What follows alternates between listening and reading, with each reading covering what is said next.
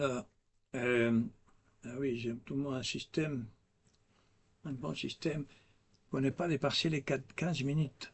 Parce qu'il semble qu'après 15 minutes, je sais pas que c'est pas ça, autre chose. Euh, Cette recherche de nous-mêmes. Alors, je me dis, si quelqu'un peut oublier, je, je peux oublier un peu. Je vous raconte une histoire que hier nous est arrivée. Euh, on a vu une jeune fille qui est partie dans un pays lointain, un peu comme le fils prodigue, pour donner sa vie dans une fille de 33 ans, une jeune femme magnifique, qui ne se marie pas. Combien de filles magnifiques ne se marient pas? Quel drame, quel mystère encore. Les hommes idiots. Je vous disais encore, les hommes, quand on passe dans les cafés, parce que ce ne sont pas des jeunes de 18 ans toujours qui sont dans les cafés, au contraire, il y a 30 ans, je me disais, j'ai passé toujours par les centres de Paris, par les grands boulevards, etc. Vous avez les bonnes nouvelles, hein, où il y a beaucoup de choses. Et alors, euh, des jeunes en terrasse comme ça, vous savez parler. Mais je me disais, mais ces jeunes femmes, je devrais être à la maison à 19 heures, mariée, avec des enfants. Mais non, dehors. Dehors d'eux-mêmes, toujours. Dehors. Dehors, il n'y a pas le bonheur. Comme dit les prophètes, la parole est tout près de vous, tout près de toi, dans ton cœur, pour que tu la mettes en pratique. C'est une parole juive, hein. Donc l'Ancien Testament, avant la grâce, la grâce déjà existait, mais voilà. Donc il peut avoir un comportement naturel bon. On peut être, il y a une bonté naturelle aussi, hein, qu'on peut toujours à l'extérieur. C'est notre problème, que nous sortons. Euh, un homme de, je dis les noms du coup, un homme magnifique qui s'appelle Lambèse, Ambroise de Lambèse, traité de la paix intérieure. Étonnant cet homme-là.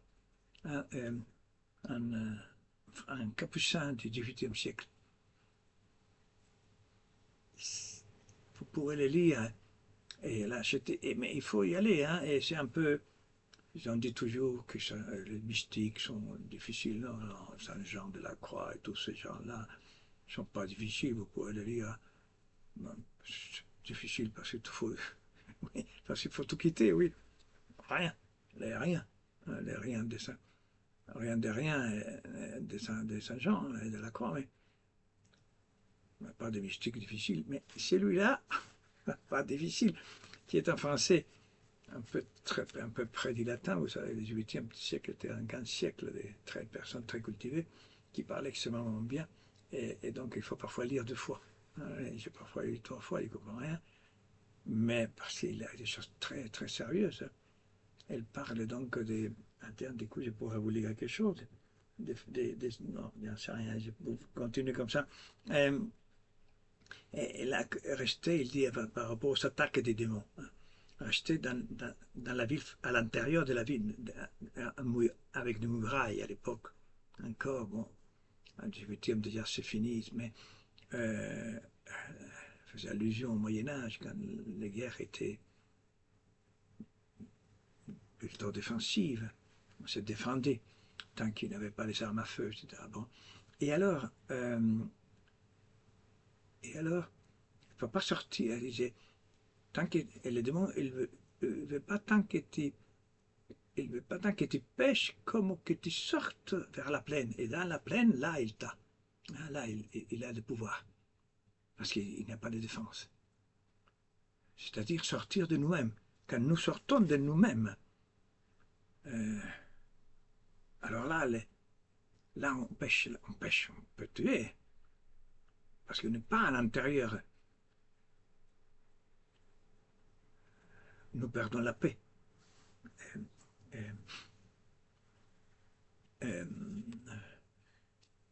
Sainte Marie-Madeleine, quand Jésus-Christ lui apparaît. C'est bizarre, pourquoi est-ce que lui apparaît d'abord à Marie-Madeleine?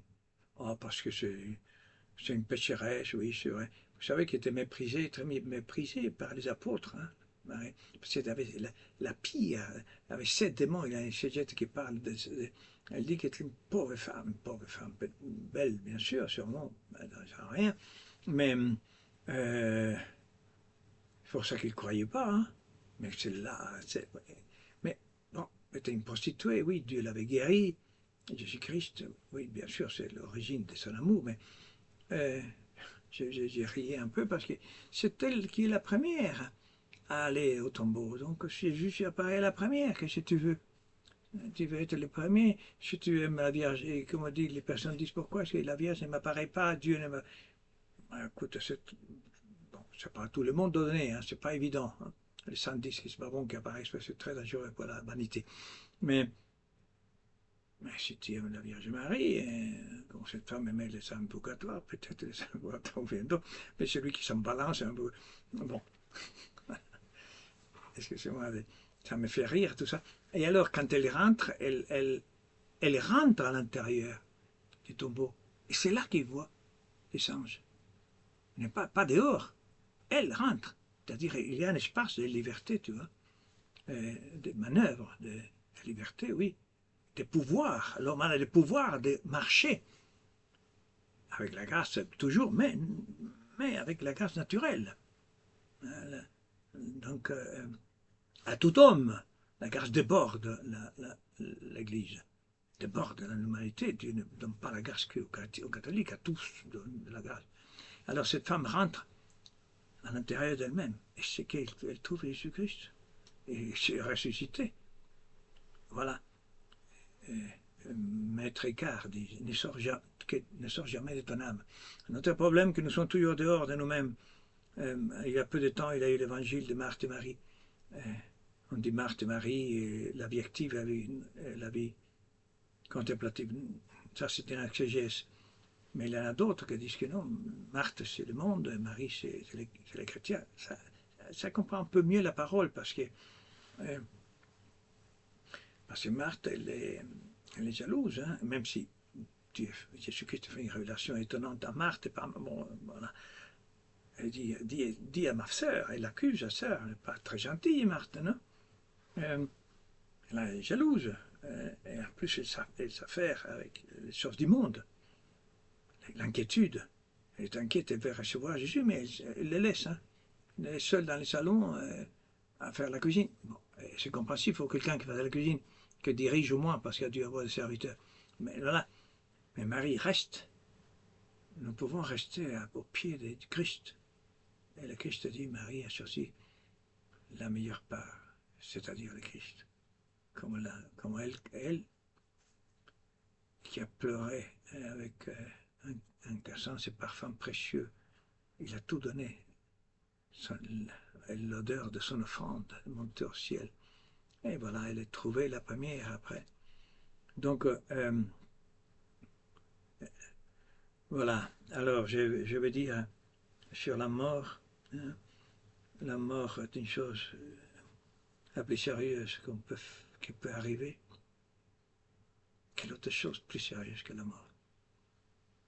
Aussi la mort de l'être, j'insiste.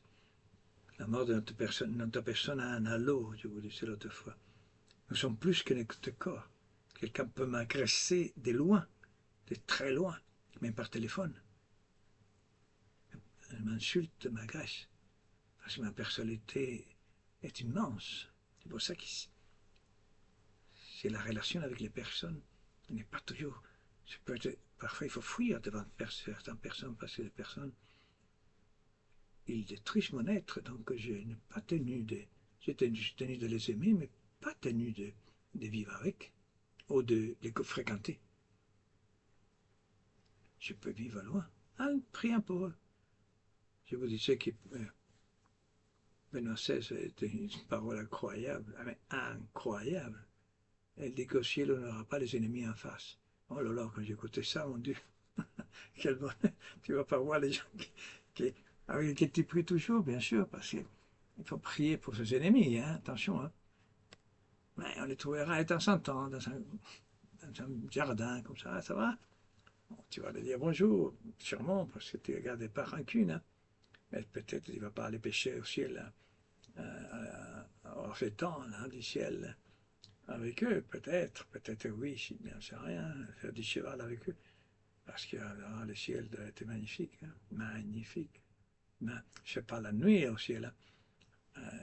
Quand on est petit, parler avec les petits enfants du ciel, parler, parler de l'éternité, comment sera au ciel. Je suis quand on est petit, on dit ah, tout ce qu'on veut, on peut en manger. On dira une chose, on l'aura. Mais oui, comme hein, les anges serviront, il dit le Christ. Et le Christ, Dieu lui-même te servira. Mais il le dit, lui, mais nous ne croyons rien. Et mais Dieu le dit. Dieu nous dit, c'est pour ça que tout à l'heure j'ai dit, on n'écoutait rien, comme cet homme qui, je reviens à cet homme qui n'écoutait rien, mais Florence, Florence s'aimait depuis 25 ans, mais elle n'écoutait rien, mais rien. Parfois, dans les couples, par exemple, de 20 ans, 30 ans, que je te dis, ça, les chaussettes, n'importe quoi, les chaussons, les parapluies, toujours la même chose, parce que nous ne pouvons pas écouter. Il y a un monastère, je n'arrête pas de retenir le nom, mais dans le sud de la France, si un jour je le trouve, peut-être vous le trouvez, et où il y a des moines avec la bouche tout petite comme ça, tout mais mignonne, hein, comme je vous dis, un peu ronde, hein, comme des enfants, et en disant, voilà, on parle très peu, et des oreilles très grandes. Incroyable ça, des oreilles très grandes.